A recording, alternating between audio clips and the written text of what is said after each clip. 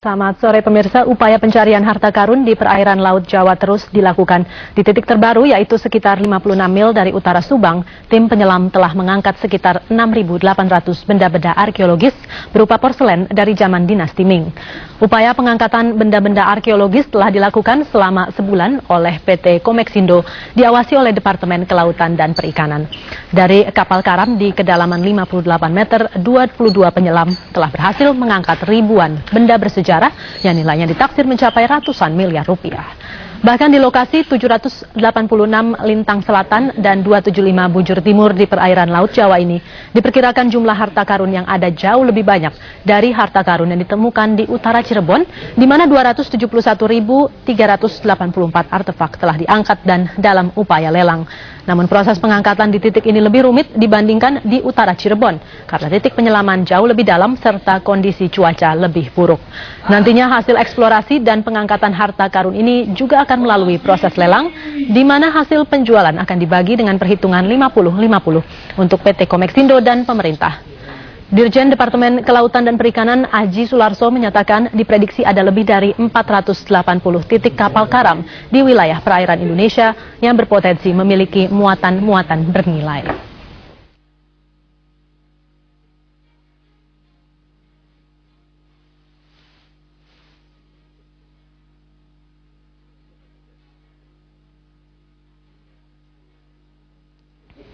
Bagaimana persisnya upaya pencarian harta karun dilakukan? Berikut laporan reporter Mariska Prudence dan juru kamera Kristo Hantarikso.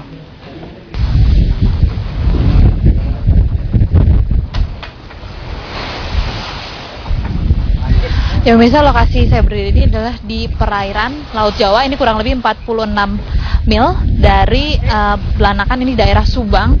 Dan memang untuk saat ini masih belum dapat dilakukan penyelaman untuk melihat harta karun ataupun juga mengambil barang-barang dari kedalaman 58 meter. Namun tinggi gelombang ini sekitar 3 meter. Ini tidak memungkinkan untuk penyelaman, batasnya hanya setengah meter saja. Padahal bila cuaca memungkinkan, setiap hari dapat dilakukan 8 kali penyelaman untuk mengangkat benda-benda arkeologis dari kapal karam di perairan Laut Jawa ini. Namun, penyelaman tidak dapat dilakukan dengan cara biasa. Atau digantung, lebih enak. Ya bisa, karena kondisi di laut ini sendiri juga berbeda dan juga kedalamannya hingga 58 meter, maka memerlukan teknik-teknik khusus untuk dapat menyelam dan juga mengangkat barang-barang yang ada di dalam yang disebut sebagai harta karun. Seperti misalnya ini adalah KMB Morgan. Jadi untuk masuk harus memakai helmet seperti ini, beda dengan scuba diving biasa yang kita hanya memakai mask ini. Dan juga udaranya juga langsung dari kompresor, bukan berupa dari regulator biasa. Nanti untuk masuk juga si penyelam ini akan masuk ke sini, dan nanti akan diatur pelan-pelan bagaimana kedalaman dan juga pergerakan pada saat di dalam air untuk mengambil, melakukan pengangkatan kemudian. Penyelam dengan peralatan dan teknis khusus juga hanya dapat menyelam selama 20 menit. Ini karena di kedalaman 58 meter, tekanan jauh lebih tinggi dan dapat menimbulkan efek dekompresi negatif bagi penyelam. Sudah sekitar 1 bulan, upaya pengangkatan benda-benda arkeologis dari kapal karam dilakukan oleh PT Komeksindo dan juga Departemen Kelautan Perikanan.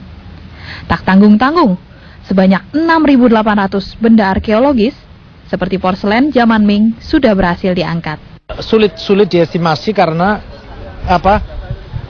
kapal ini kargonya cukup besar dan belum tentu di semua palka ini kan kapal itu terisi. Tapi kalau dibandingkan dengan shipwreck Cirebon yang sekarang lagi lelang itu, ini jauh lebih besar. Ya, lebih besar. Mungkin bisa 1,5-2 kali lipatnya gitu.